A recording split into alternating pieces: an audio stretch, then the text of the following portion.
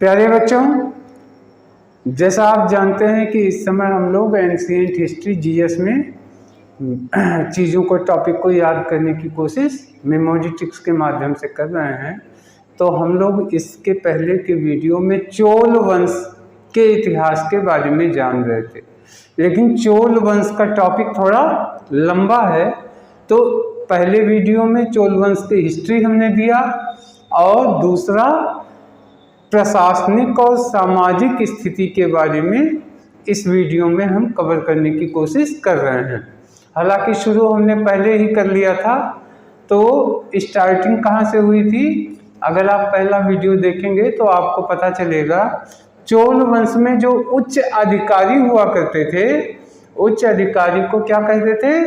पेरुंदरम। और जो छोटे अधिकारी थे उनको कहा जाता था शेरुंदरम। ठीक, यहाँ तक हमने इसको याद करवाया है। आज हम इसमें आगे की टॉपिक पे चर्चा करेंगे। तो देखिए, चोल वंश 6 प्रांत में बटा था। आमतौर पे जिस तरीके से इस समय अपना भारत है, तो अलग अलग प्रांत हैं, जैसे यूपी, बिहार, बंगाल, राजस्थान, मध्य प्रदेश, ऐसे उनका भी जो साम्राज्य था वो 6 हिस्सों में उन्होंने बांटा हुआ था, 6 प्रांत में। अब आप प्रांत का मतलब प्रदेश समझ जाइएगा। 6 प्रांत में बटा था, लेकिन उस समय इस प्रांत को क्या कहते हैं, यानी जो हम प्रदेश कहते हैं वो लोग क्या कहते हैं? मंडलम कहते हैं। मंडलम, प्रांत को मंडलम। और प्रांत किससे बनता था? वो बनता था कोट्टम से। कोट्टम, जैसे एक प्रदेश जो है कई मंडल में बटा होता है। हम लोगों का मंडल होता है ना, कि बस्ती मंडल, गोरखपुर मंडल, लखनऊ मंडल, ऐसे ऐसे मंडल होते हैं। तो ये भी जो है क्या होता था कि उनका प्रांत जो है मंडल में जो बटा होता था उसको कहते थे कोट्टम, जो कमिश्नरी कहलाता है। और कोट्टम बटा होता था नाडु में। नाडु का मतलब जिला। और जिले में, जिला किससे बनता था? कुर्रम से। कुर्रम क्या था? कई गांवों का एक समूह था। तो अब आप आसानी से समझ सकते होंगे, प्रांत हुआ, उसके बाद प्रांत मंडल बन गया। मंडल किससे बना? कोट्टम से, यानी कि कमिश्नरी। और कोट्टम किससे बना? नाडु से। नाडु मतलब जिला, और जिला में क्या होते हैं? कुर्रम, यानी गांव होते हैं। गांव का समूह मिला के जिला बनता है। ठीक है, अब इसको याद कैसे कर सकते हैं? सबसे इंपॉर्टेंट चीज है याद करना। तो देखिए, हम आपको याद करवाने की कोशिश कर रहे हैं। देखिए, कल्पना कीजिए एक राजा थे। राजा की एक मंडली थी, 6 दोस्तों की उसकी एक मंडली थी। आपके भी दोस्त होते हैं ना, तो लोग कहते हैं ना दोस्तों की मंडली, तो सारे दोस्त इकट्ठे होते हैं। तो राजा थे, राजा के 6 दोस्त थे, उनकी मंडली थी। और राजा ने इन 6 दोस्तों को कहा कि तुम यहाँ देखो, तुम यहाँ का राज्य देखो, तुम यहाँ का राज्य देखो। तो उनकी मंडली में 6 लोग थे, यानी 6 मंडल थे। ठीक, मंडल माने प्रांत। अब मंडली जो दोस्तों की थी, वो जो 6 दोस्त थे, जो दोस्तों की मंडली थी, वो क्या करते थे? वो हमेशा, देखिए यहाँ लिखा कोट्टम, कोट्टम लिखा है, तो आप जानते होंगे एक छोटी सी बंदूक आती है जिसको कहते हैं कट्टा। कट्टा आमतौर पे सुना होगा, बहुत फेमस नाम होता है कट्टा। कट्टे से लोग फायर कर देते हैं। ये लाइसेंसी नहीं होती, लेकिन अवैध होती है। वर्तमान में ये अवैध मानी जाती है। तो कल्पना कीजिए, जो मंडल के जो उनके दोस्त थे राजा के, वो हमेशा क्या लेके घूमते थे? कट्टा लेके घूमते थे। ठीक, अब कट्टे को वो कहाँ बांधते थे? तो कट्टे को अपने पैजामे के नाड़े, आमतौर पे देखिए अब तो हम लोग पैंट पहनते हैं, नहीं तो पहले लोग पैजामा पहनते। पैजामा में क्या होता है, नाड़ा होता है, होता नहीं, वो रस्सी से जो डाला रहता है उससे बांधते हैं, वो नाड़ा कहलाता है। तो कट्टे को लोग नाड़े में खोसा करते थे और उसी नाड़े में ढेर सारा, यहाँ लिखा कुर्रम, तो इसको कर लीजिए, नाड़े में ढेर सारा यानी कई कुर्रम। कुर्रम जानते हैं क्या, कुरकुरे समझिए, कुरकुरे खाते थे, है ना। नाड़े में ढेर सारा कुरकुरे बांधे रहते थे और खाते रहते थे। तो देखिए राजा के कै दोस्त थे, छह दोस्तों की उनकी क्या थी, मंडली। मंडली के दोस्त लोग क्या रखते थे हाथ में, कट्टा। कट्टे को कहाँ बांधते थे, नाड़े में, और नाड़े में और क्या चीज बांधते थे, कुरकुरे बांधते थे। ठीक, तो हो गया पहले मंडली, यानी प्रांत को क्या कहते हैं, मंडली, मंडलम। और वो प्रांत किससे बनता था, प्रांत किससे बटा होता था, कोट्टम से, यानी कमिश्नरी से। वो कोट्टम किससे मिलके बनता था, नाडु यानी जिला से। और जिला किससे बनता था, कुर्रम से, यानी गांव के समूह से। ठीक, आप इस स्टोरी को ध्यान दीजिए। राजा थे, राजा के 6 दोस्त थे, उन 6 दोस्तों की एक मंडली थी। मंडली के लोग जेब में कट्टा लेके घूमते थे, कट्टे को नाड़े में, पैजामे के नाड़े में बांध लेते थे और उसी नाड़े में ढेर सारा कुरकुरे खाते हैं ना, चिप्स जो खाया जाता है, वो ढेर सारा बांधे रहते थे और सब मस्ती से खाते थे। ठीक, आशा है ये स्टोरी दिमाग में बैठ गई होगी। और ये स्टोरी बैठ गई तो मंडली से मंडलम, कट्टे से कोट्टम, नाड़े से नाडु और कुरकुरे से कुर्रम। अब आगे बढ़ते हैं। देखिए चोलों की जो प्रशासनिक और सामाजिक स्थिति थी, स्वशासन थी। ये इनकी बहुत बड़ी विशेषता थी, स्वशासन, यानी जो ग्राम सभाएं होती थी, ग्राम के लोग अपने ऊपर अपने विकास का काम वो लोग खुद करते थे। यानी वहाँ गांव में लोगों की समितियां जो बनती थी वो स्वतः अपने गांव के विकास के लिए कार्य करती थी। तो ये स्वशासन हो गया, ये इनकी बहुत बड़ी विशेषता मानी जाती है। अब देखिए उर, एक शब्द है उर। उर क्या है, तो उर जो है गांव के लोगों का एक समूह होता था, लोगों का एक समूह होता था जो सामाजिक कल्याण के लिए, जैसे गांव में तालाब खुदवाना, बागीचे लगवाना, है ना, और जनता के कल्याण हेतु जो सुविधाएं दी जाती थी, उनके लिए भूमि की तलाश करके उसको अधिग्रहण करते थे। भाई अगर तालाब आपने खुदवाना है तो क्या करना पड़ेगा, किसी न किसी की जमीन तो होगी, वो जमीन आप चिन्हित करते थे, उसके बाद उसको क्या करेंगे, उसको अधिग्रहित कर लेंगे, फिर वहाँ पे खुदवाएंगे।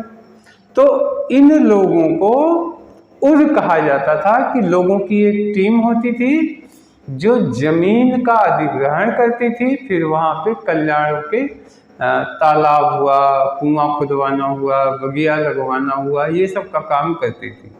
तो कैसे याद होगा, देखिए उर को कर लीजिए। और कुछ लोग घूमते रहते थे और क्या करते थे, और जमीन और जमीन और जमीन खोजते रहते थे और उसको क्या करते थे, अधिग्रहण कर लेते थे।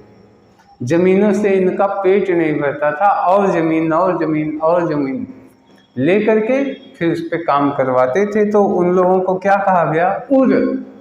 उर क्योंकि ये लोग क्या मांगते थे, और जमीन मांगते थे, और भूमि। तो ये हो गया भूमि अधिग्रहण करना। अब देखिए सभा या महासभा क्या होती थी? उनके यहाँ जो महासभा होती थी उसमें क्या होता था, जो समाज के अग्रणी व्यक्तित्व के लोग थे, यानी उच्च वर्ग के लोग, और जो ब्राह्मण बस्तियों होती थी, ब्राह्मणों की बस्तियां और उच्च वर्ग के लोगों की जो बस्तियां होती थी, वहां पे इन लोगों की एक सभा होती थी और इस सभा को ही महासभा कहते थे। इस सभा को ही महासभा कहते थे। तो देखिए, सभा या महासभा, यानी महासभा में कौन लोग आते थे? जो समाज के उच्च वर्ग के लोग थे और जो ब्राह्मण थे, वही लोग बैठते थे। अब इनकी जो सभाएं होती थी, इसको कहते क्या थे? इसको कहते हैं पेरुमक्कल। पेरुमक्कल कहते थे। इनकी सभा को क्या कहते थे? पेरुमक्कल। तो अब इसको कैसे याद कर सकते हैं? देखिए, कल्पना कीजिए कि चोलों के समाज में जो उच्च वर्ग के लोग थे, तो उच्च वर्ग में देखिए, उच्च वर्ग में ब्राह्मण आते ही हैं, ठीक, और वो लोग आते थे क्षत्रिय वगैरह, जो लोग राजा या राजा से जुड़े लोग, अधिकारी, ये सब लोग होते थे। तो कल्पना कीजिए, ये सब लोग इकट्ठे बैठ के क्या खाते थे? तो देखिए, इनको कहते थे पेरुमक्कल। तो इसको बना लीजिए पूरी मक्खन। पूरी मक्खन। पूरी भी अच्छी स्वादिष्ट होती है और मक्खन भी स्वादिष्ट होता है। तो पूरी भी कौन खाता है? उच्च वर्ग के लोग, जो संपन्न होते हैं। मक्खन भी संपन्न वर्ग के लोग खाते हैं। तो इसको कह सकते हैं समाज के संपन्न लोग एक साथ इकट्ठा होते थे और पूरी मक्खन खाते थे, इसलिए उसका नाम हो गया पेरुमक्कल। क्या हो गया? पेरुमक्कल हो गया। अब देखिए नेक्स्ट, व्यापारियों की सभा जो होती थी उसको कहते थे नगरम। नगरम। अब देखिए कैसे आप इसको याद कर सकते हैं, याद हो जाएगा हमेशा के लिए। देखिए, व्यापारियों की सभा को क्या कहा जाता था? नगरम। आप कैसे याद कर सकते हैं? देखिए, नगर, पहले तो ये जान लीजिए, नगर, कोई नगर बसता कैसे है? तो नगर वही बसता है जहां पे व्यापारी होते हैं। क्यों? व्यापारी लोग आपके जरूरत का सामान ला के एक जगह रखते हैं और आप उसी जगह जाके अपनी जरूरत का सारा सामान खरीद ले जाते हैं। तो आमतौर पे क्या है, जहां व्यापारी होते हैं, यानी जहां दुकानें होती हैं, दुकान कौन करता है? व्यापारी ही करते हैं। तो जहां व्यापारी होते हैं वहीं पे नागरिक लोग जाके बसते हैं, जिससे सुविधा रहे कि तुरंत जाओ, नज़दीक में पट्टे से जाओ और सामान खरीद के लेते आओ। आप बहुत दूर रहेंगे तो सामान खरीदने के लिए जरूरत का लंबी दूरी तय करना पड़ेगा। तो कल्पना कीजिए, व्यापारी लोग इकट्ठे जब होते थे तो सारे नागरिक वहीं आते थे उनसे सामान खरीदने, और इस तरीके से नागरिकों के इकट्ठे होने से क्या बस जाता है? नगर। और इसीलिए व्यापारियों की सभा को क्या कहते हैं? नगरम कहते हैं। नगरम। ठीक। अब आते हैं कर। चोलों के समय में कर कितना था? तो कर जो है उपज का 1/3 हिस्सा था, 1/3। कर जो है उपज का 1/3, 1/3 हिस्सा कर का था। ठीक है। देखिए, ब्राह्मणों को दी गई कर मुक्त भूमि, ये क्या कहलाती थी? ये कहलाती है चतुर्वेदी मंगलम। चतुर्वेदी मंगलम कहलाती है। अब इसको कैसे आप याद कर सकते हैं? देखिए, आमतौर पे क्या होता है जब पूजा पाठ होता है, यज्ञ होता है, तो कौन करवाता है? ब्राह्मण लोग करवाते हैं। अब ब्राह्मण लोग क्या करते हैं, कोई भूमि रहेगी, उस भूमि पे वो जो हवन वाला कुंड बनाया जाता है, हवन के लिए जो कुंड होता है, उसी को वेदी कहते हैं। उसी को क्या कहते हैं? वेदी, हवन वाली वेदी। ठीक, तो जो है ब्राह्मण लोग, उनको भूमि दी जाती थी। क्यों दी जाती थी? कि वो हवन करें जनता के कल्याण के लिए, तब करें। तो उस भूमि पे चारों कोनों पे वो हवन की वेदी बनाते थे। चारों कोनों क्या बनाते थे? हवन की वेदी। तो चारों कोनों पे वेदी बनाते थे, इसलिए चतुर्वेदी। चतुर्वेदी। और क्यों हवन करते थे? लोगों के मंगल की कामना से करते थे। इसलिए ब्राह्मणों को हवन करने के लिए, वेदी बनाने के लिए जो जमीन दी जाती थी, उस पे सरकार टैक्स भी नहीं लेती थी। और इसीलिए उस भूमि को क्या कहते थे? चतुर्वेदी मंगलम। चतुर्वेदी मंगलम कहते हैं। अब देखिए, एक बार हम जल्दी से इसको रिवाइज करके तब आगे बढ़ते हैं। चोलवंश कितने प्रांतों में बटा? 6 भागों में बटा था। प्रांत को क्या कहते थे? मंडल। तो मंडल क्या हो गया? राजा की मंडली। और मंडल जो है किससे बनता था? कोट्टम से। यानी मंडली के लोग क्या रखते थे? कट्टा। और कट्टे को कहाँ रखते थे? नाड़ा में, पैजामे के नाड़े में बांध के। तो कोट्टम किससे बना? नाड़ू से। नाड़ू माने जिला। और जिला किससे बनता था? कुर्रम।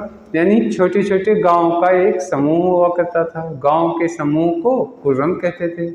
तो क्या हो गया? मंडली के लोग जेब में कट्टा रखते थे, उसको नाड़े में बांधते थे, और नाड़े में ढेर सारा क्या रखते थे? कुरकुरे। तो कुरकुरे से कुर्रम। ठीक, इस तरीके से इनका प्रशासनिक हो गया। अब फिर क्या है, इनकी विशेषता क्या थी? स्वशासन करते थे। स्वशासन का मतलब गांव के लोग खुद ही नियम कानून बनाया करते थे। गांव के विकास के लिए नियम कानून बनाते थे, तो स्वशासन हो गया। उर कौन होता था?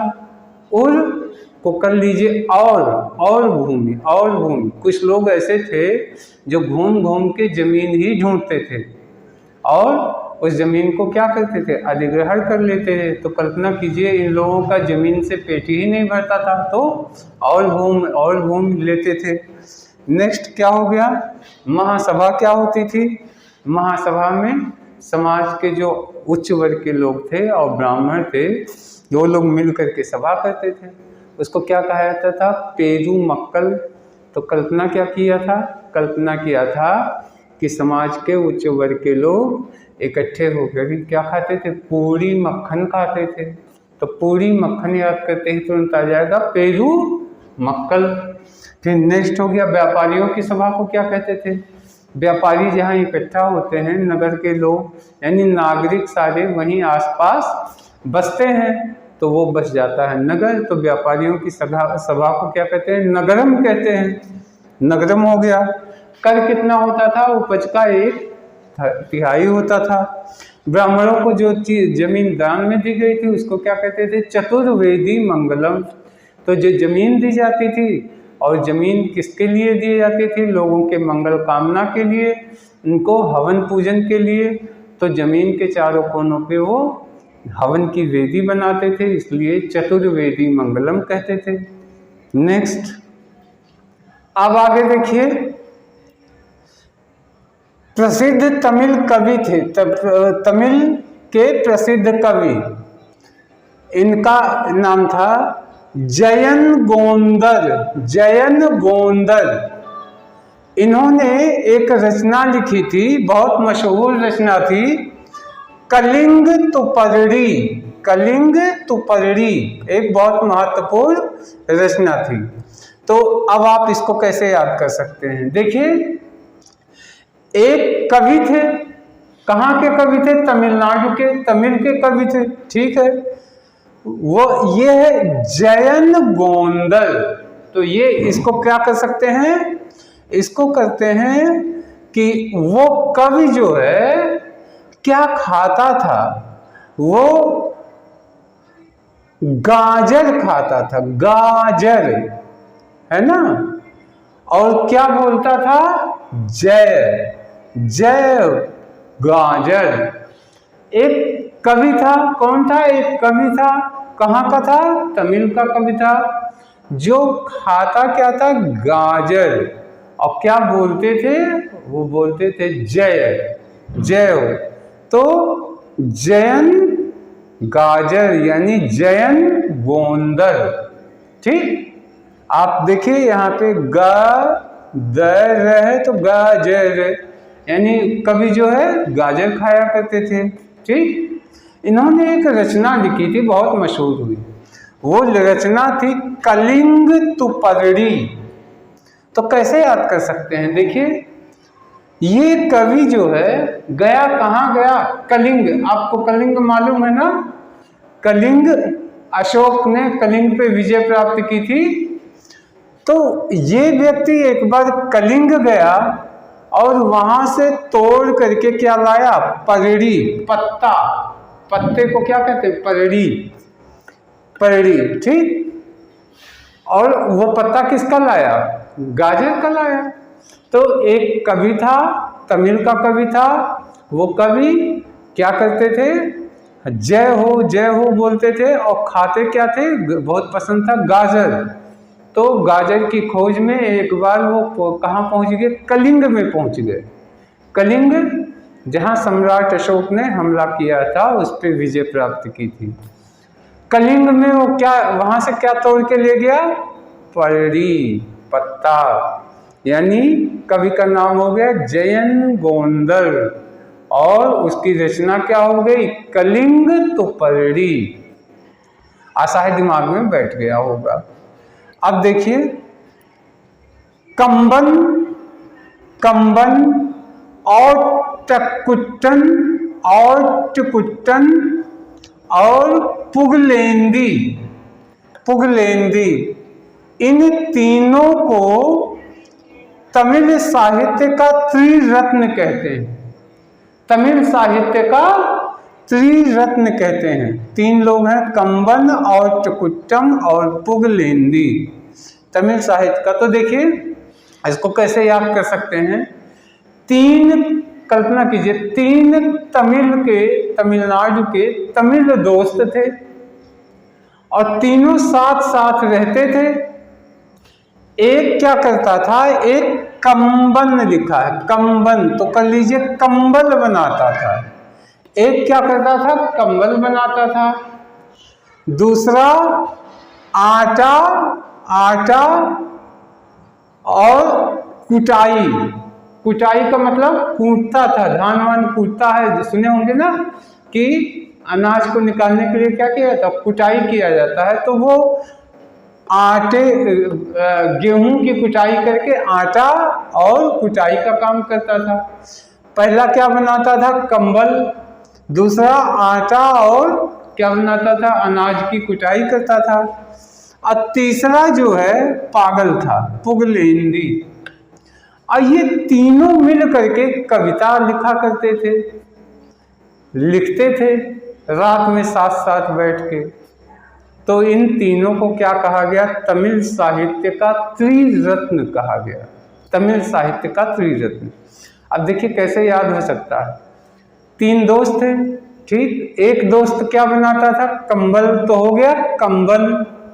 दूसरा क्या करता था? आटा, आटा बनाता था और कुटाई करता था अनाज की। तो क्या हो गया? आट कुट्टन। और तीसरा क्या था? तीसरा पागल था, वो भी साथी था।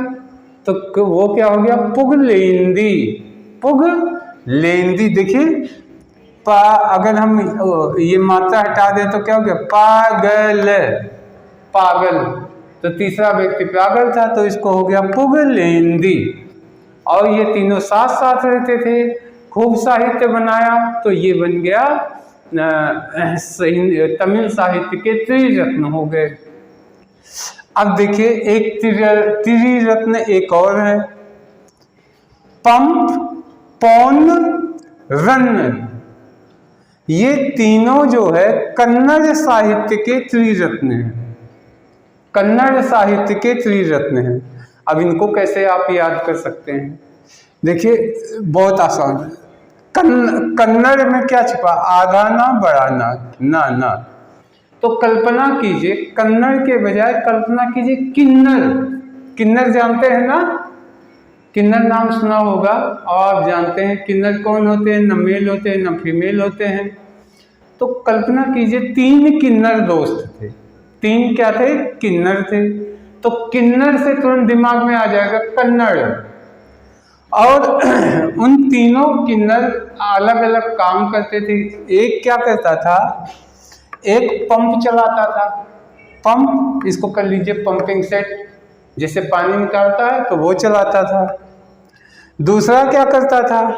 दूसरा पौन में लिखा तो कर लीजिए पानी, पानी पिलाता था। और तीसरा जो है यहाँ लिखा रन्न, तो तीसरा क्या होता था? वो रोनी सूरत बना के लोगों के सामने मांगता था। क्या बना लेता था? रोनी सूरत। और तीनों साथ में रहते थे। तीनों क्या रहते थे? साथ में रहते थे। तो ये तीनों मिलके क्या बना दिए? कन्नड़ साहित्य के त्रिरत्न हो गए। अब देखिए 3 किन्नर थे यानी 3 कन्नड़, और पहला क्या करता था? पंप सेट चलाता था यानी पंप। दूसरा क्या करता था? पानी लोगों को पिलाता था यानी पौनना। और तीसरा क्या करता था? रोनी सूरत बना के लोगों से क्या मांगता था? पैसा मांगता था। तो तीसरा हो गया रन्ना, रन्न। और ये तीनों दोस्त साथ रहते थे, दिन भर अपना अपना काम करके शाम को साथ में रहते थे और कुछ लिखाई पढ़ाई करते थे। तो ये क्या हो गए? किन्नड़ साहित्य के 3 रत्न हो गए। आशा है दिमाग में ये भी बैठ गया होगा। पंप यानी एक पंपिंग सेट चलाता था, पौना दूसरा लोगों को पानी पिलाता था, और रन्न, रन्न का मतलब हो गया कि रोनी सूरत बना के लोगों से पैसा मांगता था। तो रन्न, फिर शाम को तीनों घर आ जाते थे अपना अपना काम करके। तो ये हो गए हिंदी साहित्य के, कन्नड़ साहित्य के 3 रत्न हो गए।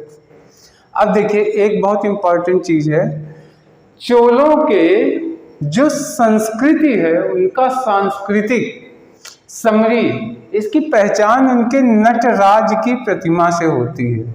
आप जानते हैं नटराज, नटराज क्या होते थे? नृत्य कला का उद्भव हुआ था इनसे, नटराज से ही तमाम नृत्य कलाएं निकली हैं।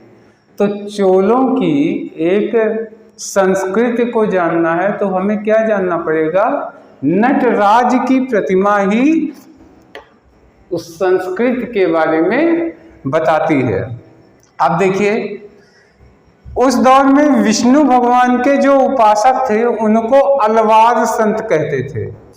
विष्णु भगवान के उपासक को अलवार संत और शिव जी के उपासक को नयनार संत कहा जाता था।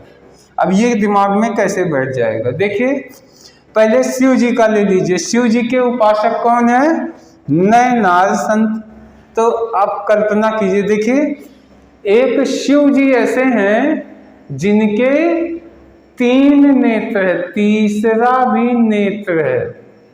तो शिव जी का नेत्र, अब शिव जी की जो पूजा करेगा तो क्या होगा? नेत्र को क्या कहते हैं? नयन, नयन।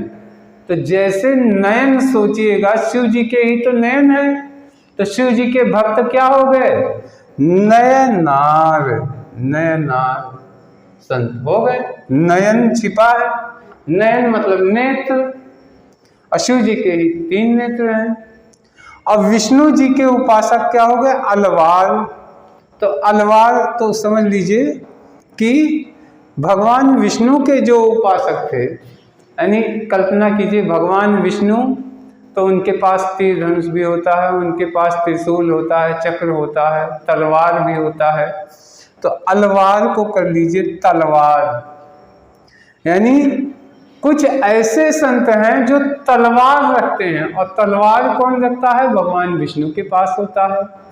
उनकी कई भुजाएं हैं, अलग अलग भुजाओं में वो क्या रखते हैं? कई हथियार रखते हैं, तो उसमें एक तलवार भी है।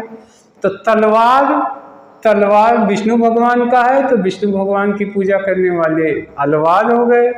और शिव जी की पूजा करने, शिव जी के 3 नेत्र हैं, तो उनके जो संत थे वो नयन वाले संत।